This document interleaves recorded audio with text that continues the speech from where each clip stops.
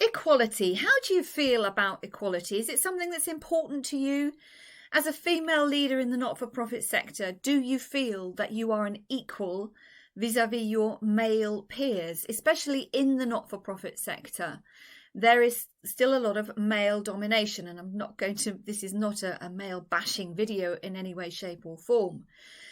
But in 2022, UN Women have put out a statement saying that if we carry on working with equality, pushing for equality throughout the world at our current pace, we may achieve it in 99.5 years from now. And that is absolutely shocking. So in this video, I want to give you some insights, some tips potentially about what you can be doing to indirectly promote that equality with others. Now, the ideas, the advice, the tips I'm going to give you, some of you will say, but I need to be who I am. I need to, I can't be somebody else just for the sake of equality. And that's absolutely fine. I totally get that some people will not be wanting to move away from their comfort zone, to push the boundaries a little bit more, to actually become a role model for others, to encourage others to do the same. But the fact of the matter is that there is a huge amount of unconscious bias. So this bias that people have within them that they don't even know they've got within them, because 90% of who we are is a result of conditioning, our upbringing and what people tell us, and social media and the news and the government and all the rest of it. So that unconscious bias is there, whether you like it or not. And because it's unconscious, when people first find you, when they look at your profile picture potentially on social media, they're not going to be thinking, I must be objective in my approach with this person. First impressions count. We decide within a matter of seconds whether we want to continue talking to somebody, continue researching about somebody, choose to click on the link that they've got in their video, such as I do every week. All of these things, that unconscious bias plays a huge role in how we can actually begin to, I'm going to say, force the issue of equality a lot faster. So how does equality impact you as a female leader in the not-for-profit sector, regardless of whether you're in business for yourself as a consultant, a coach, or if you're working within a structure, if you are employed by a charity, by an international organisation? Well, money is always going to be a big issue. So I know that from a business perspective, I've recently thought about how I can manage my fees in a better way, package them up differently so that I am getting closer to what my male peers are paid. I am still not on an equal footing with them. But no international organisation, nobody has ever turned around to me and said, well, so-and-so is charging this much. Don't you think you should be on a level with them? They don't do that because also budgets and, spending your hard-earned cash, we want to think very carefully. And if somebody's available for less money, but we still get the same level of quality, then potentially we are going to want to work with that person. So think about what it is you are doing with regards to charging others, how much you are being remunerated, don't you love that word, for your services, regardless of where you work. And does it feel fair? Does it feel as though you are on the level? Now, in Austria in particular, I think there's a date in October we get to where they say every year, so this is the year where women basically start working for free, because this is how much less they get paid. That it's an average of 2.5 months worth of pay. They get paid less than their male peers. And again, in 2022, that is a statistic that is completely wrong. Now, before you come back to me with all the arguments about stay-at-home mums and you can't have it all and all of those things, all of those arguments, again, it's not about me telling you you've got to do something, but it's helping you to understand that you do actually have a choice.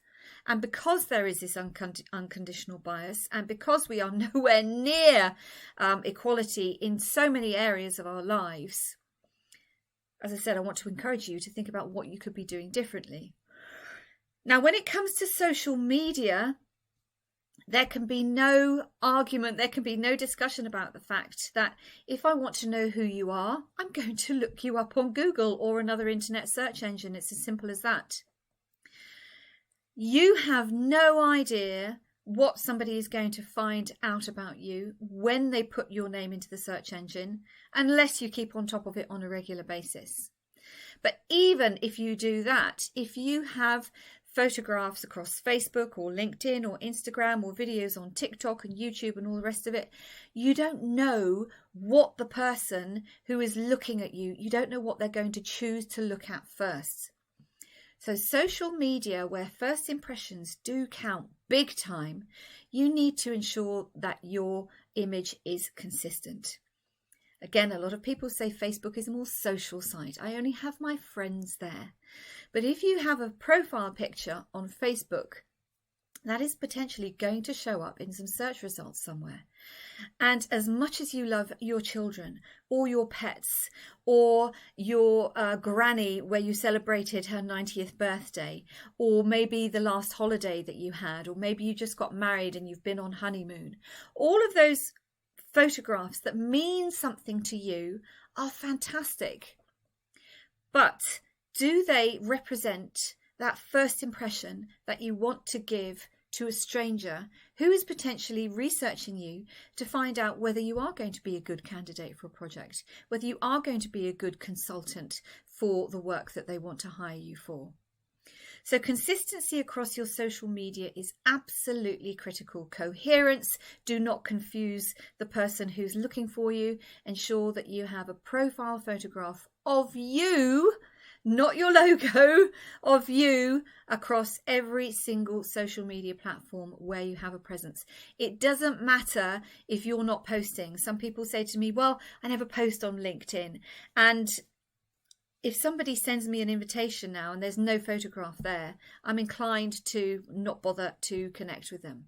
If you can't at least get a photograph up there, introverts, you in particular, you're not hurting yourself, you're not hurting anybody by putting a professional photograph on your social media platforms, because that first impression can be so very, very important, helping people to decide whether they want to take the next step. It's an emotional and psychological connection. It's your brand. It's part of who you are.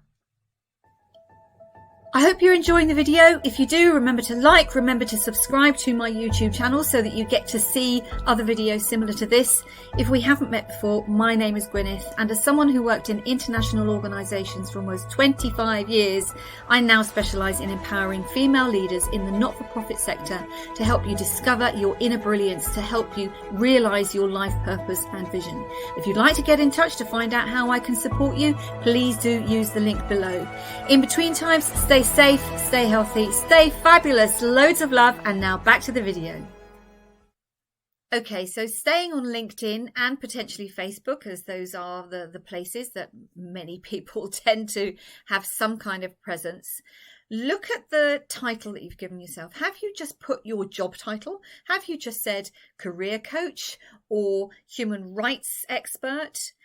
That kind of information, again, it doesn't really help the person who's looking for you to take a decision whether they want to find out more. So think about yourself in terms of results. Again, this unconscious bias. When you talk about just being a human rights expert or a declutter expert or a branding coach, you and thousands of others in the world, to the extent possible, include something there along the lines of, such as I have on my LinkedIn profile, although it probably could be updated again, branding and wealth mindset for trailblazers, change makers, and soulful innovators in the not-for-profit sector. So I'm saying what I do, but I also give a sense of who I want to work with and where those people are actually located. Not-for-profit for me, I have my little journeys, my diversions now and again, but not-for-profit, international organisations, the United Nations system. It is so inside my blood, in my heart.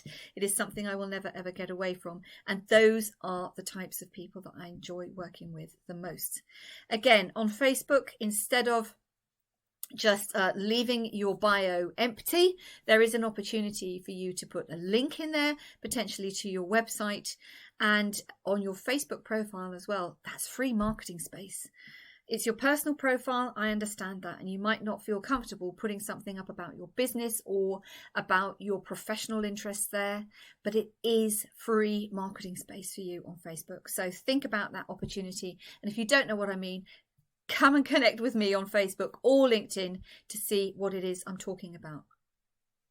Now, finally, if you have a website, and again, websites are becoming, I would say, an essential part of your online presence, even if you're not interested in posting on social media.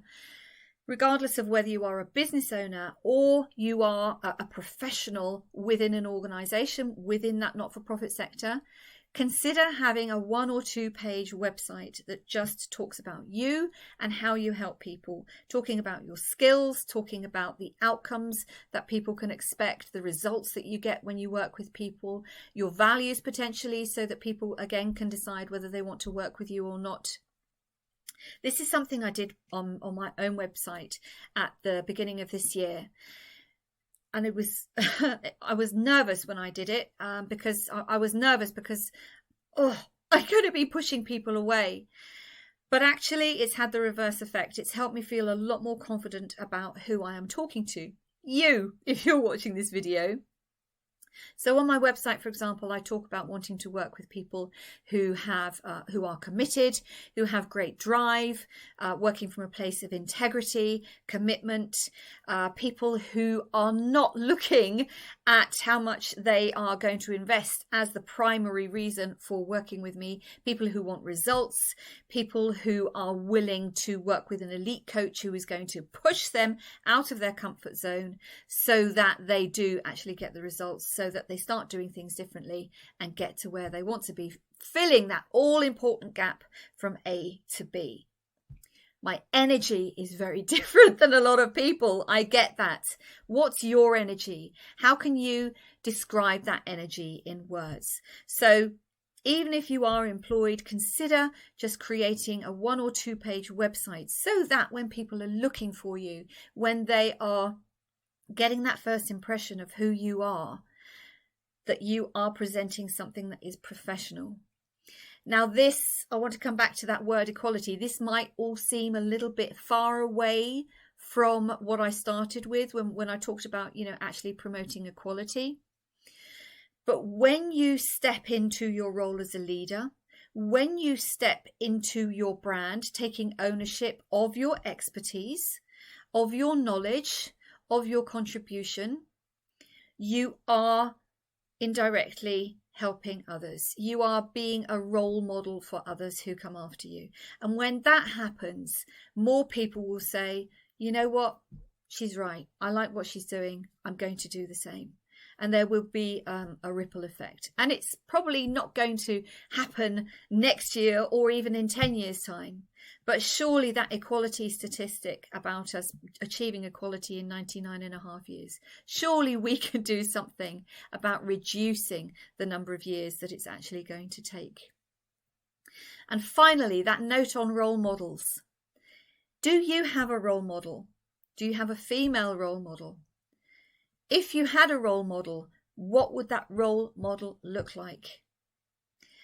And if you could be a role model for somebody else, which characteristics, which values of the people that you look up to, which of those things can you take on yourself? Which of those things resonate with you so that you are a strong role model for other women seeking equality?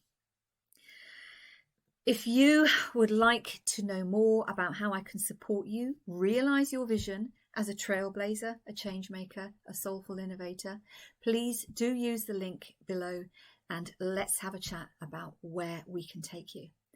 Until we meet again, stay safe, stay healthy, stay fabulous because you are. Loads of love and bye for now.